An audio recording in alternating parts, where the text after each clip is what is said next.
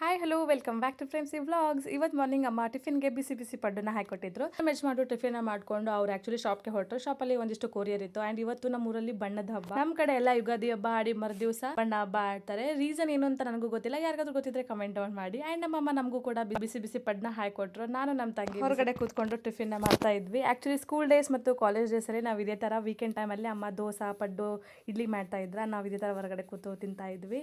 And ಇವತ್ತು ಮೂವಿಗೆ ಹೋಗೋ plan ಇತ್ತು. ಸೊ ಹಾಗಾಗಿ ಅಮ್ಮ ಮನೇಲಿ ಪಾಪ್ಕಾರ್ನ್ ಮತ್ತೆ ಕಡ್ಲಿನ ಹುರಿದು ಕೊಡ್ತಾ ಇದ್ರು. ಇವಾಗ ನಾವು ನೆಕ್ಸ್ಟ್ ಗೆ ಹೋಗ್ತಾ ಇದ್ದೀವಿ.